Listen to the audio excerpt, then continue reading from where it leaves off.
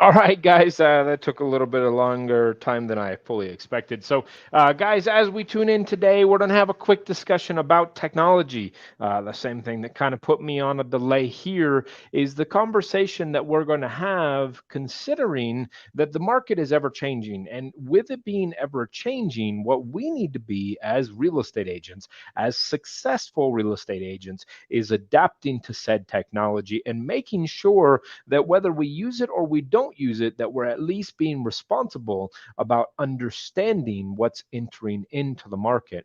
Now, a couple of the conversations that we're going to have today are going to be conversations that you may feel very uncomfortable with. And I'll be perfectly honest, I had a lot of uncomfortable nature with a lot of these items prior to actually using them and prior to actually seeing how beneficial they can be to the transaction, to the timeline in the transaction, and to the focus point of how to make sure that we move forward. So, as we get started, as we roll into these conversational points, what we need to identify is item number one: don't necessarily be too quick to jump in. I am notorious for this. My team hates it, but I tend to jump off with both feet forward because I think that if we can adapt to something new quickly, then we'll be more successful. That does not necessarily always work. So, if you're going to make these moves into these new presentation factor of items like earnest money deposits, like notarizing documents, even to the point of using a CRM.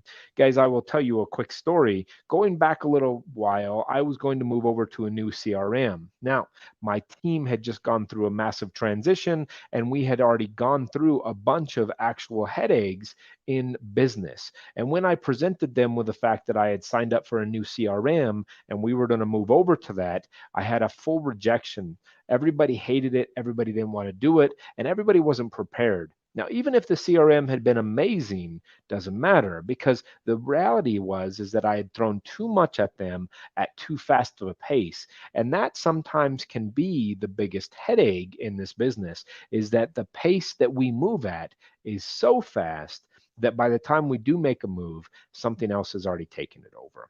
I'll use a for instance on this. So we use an AI technology that goes through and responds to some of our leads, our non responsive leads. So, AI, artificial intelligence, this can have a communicating dialogue with individuals through text message or through email that is completely AI driven. That's amazing.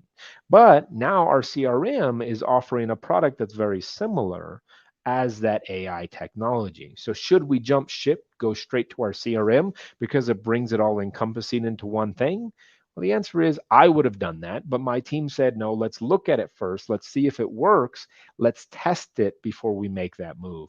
And that's the thing. Here I see just moving over to one platform rather than two, whereas they see, hey, that might have negative effects on our business, and therefore we don't necessarily need to make that move that rapid. So, with that, guys, I want to jump right into this and have a couple conversations. So, the first one is the conversation about integration in technology. Okay. So, the first item that was addressed to me is this is through a Dot Loop article that 35 states have passed remote online notarization. Now, 35 states have it on the books in their legal points to identify that notarizing through an online source is something that you can do. I apologize, I now realize that I'm over here. So, in that respect, we have to realize that in notarizing documents, what if we could save people time, energy, and possibly get it done much faster for us by simply using these techniques? So, one of those programs is called um, Notarize. It's just notarize.com. And this has the ability to notarize documents, legally binding documents, if your state allows it, to go through documentation. Now, some title companies have different types of notarizing and they allow for different types of notarizing. So, this is a conversation that you need to make sure of. One, is this going to be legally binding for the document that you're working on? Two, are you actually looking through the right information? This is a great conversation for one, your Texas legal hotline, or using it with your title company, identifying if they'll actually honor said notarized document. Because a lot of times, what ends up happening is they may function and say, yeah, that works. And the reality is, it doesn't work. For instance, Texas is a non quitclaim deed state. Well, a lot of people will say, all you need to do is quitclaim that over, because in their state, quitclaim deeds may have a actual holding binding effect. So this is a conversation that Texas, New Mexico, any other state in the union may have different laws based on their specific licensing act that will define if something is worthy or not worthy to this conversation. Notarizing documents is one of those things. Now, this is not so much one of those things, but previously, digital signatures, so dotloop itself, digital signatures weren't accepted by everybody initially, and then certain platforms got that designation. Dotloop was one of the ones that was late to the game, actually, that online presence and that online documentation for verification was needed to jump through some hoops first to get it.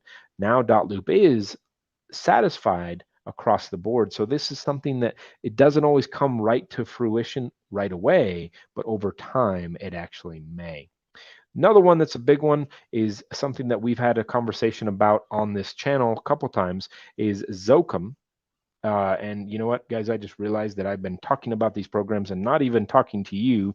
I was using the wrong screen. So, guys, Zocum is a great opportunity for earnest money deposit. Now, a couple stipulations to Zocum. It must be used by the title company that you're actually using. So make sure that Zocum is a program that they actually use.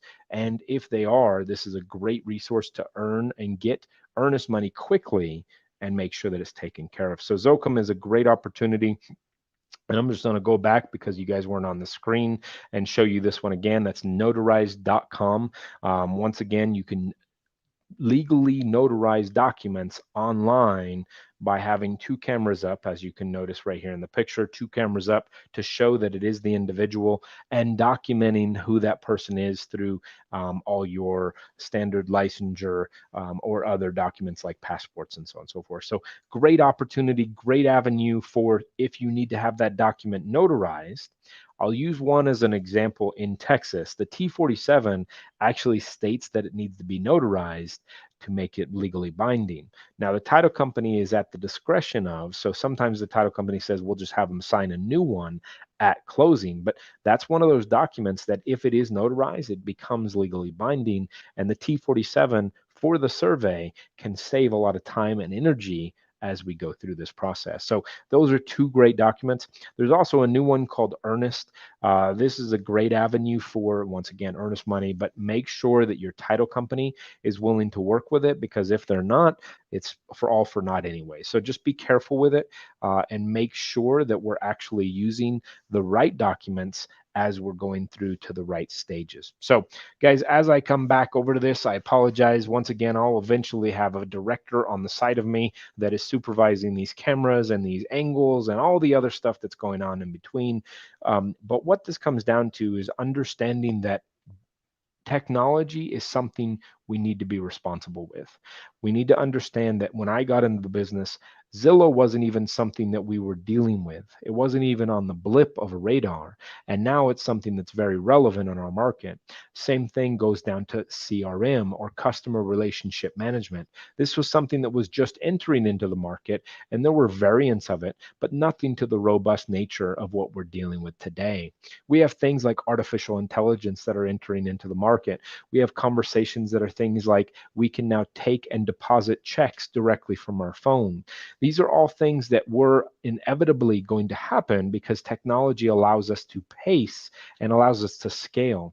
But what the reality comes down to is that if you don't take the time to at least have a general working knowledge of it, it doesn't mean anything. So make sure that you take some time, you take some energy, and put yourself towards a dedication of learning every single day. Whether that's joining this channel and actually writing down a few notes to go back and study earlier because I only have you for 5 to 10 minutes, Or if that's going on to places like I just showed you an article through a dot loop blog that will discuss a lot of these things. I've mentioned keeping current matters in the past. That's a great dialogue for your clients. I've mentioned Inman. Inman is one of my favorite places. It has a technology section definitive for real estate agents. They're going to talk to you things about like Matterport and the use that Matterport is moving away from a 12 focus camera and they're moving into places like iPhones or 3D cameras that are much cheaper. Now, what does that mean for you is that now with my level that I bought a $5,000 camera, you can compete with a $1,000 iPhone camera. These are conversations that you will be able to scale your business because as I started in this business, I was always chasing how to do the best thing and how to make it work the best for me. What I ask and what I plead for you to do is do that same thing. Always constantly be working with figuring out how do I scale to the next stage. Because if we go back to MLS books, like I've heard people actually ask that we want to do, you have to ask this question. Can you do as many transactions when you're having to run around and get new MLS cards? The answer is no. And this is that same conversation about fax machines as compared to email, as compared to places like zip forms and dot loop. We can go back to faxes or we can just figure out how to make a fax into an email that scans into dot loop. These are things that can happen. And this is the conversation that we need to start having because if you don't at least understand it, you'll be left in the dust as the rest of the realtors and this new generation that's willing to adapt to new technology will start to take over transactions. Guys, I've been in this business for 16 years. And in that 16 years, I've realized one simple thing. Time in the business does not constitute a great agent. What constitutes a great agent is willing to take time to learn how to make their clients the most successful. And I will tell you just in a simple example, me telling my client that he can make a deposit through earnest money from his phone, and you telling a client that they have to either wire money or they have to mail a check overnight, at the end of the day, who took better care of their clients? These are conversations that you need to have. And I'm not always saying use an electronic format through your phone because some people may not feel comfortable with it.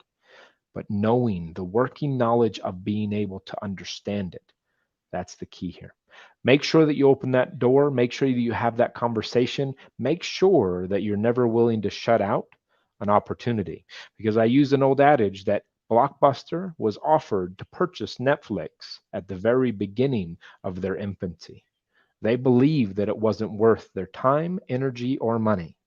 Today, Blockbuster is no longer relevant, and Netflix is very relevant. Be cautious not to become irrelevant. Have a great day, guys. Thank you for everything. Remember, we have a bunch of series going on now. We've added into our dialogue of training. So, for our EXP members out there, we have some additional training that's being put on by Kent. This is a breakdown of items. We have Tea with Andrews joining us on Wednesday. That is at 3 o'clock Mountain Time. And then we have fundamentals with Kent and Andrew on Thursday at 2 o'clock Mountain Time. And then we have an agent attraction meeting once again for agents that are in EXP. That is on Friday at 8 o'clock. At 9 o'clock Mountain Time. If you guys have any questions or concerns or need anything else, please don't hesitate. Place it in the comments. Send me an email at brian@brianbirds or give me a call at 915-256-6989. Thank you for your time, guys. Thank you for everything that you do. And thank you for pushing our industry forward by joining this podcast. Thank you, guys. Have a great day. See you later.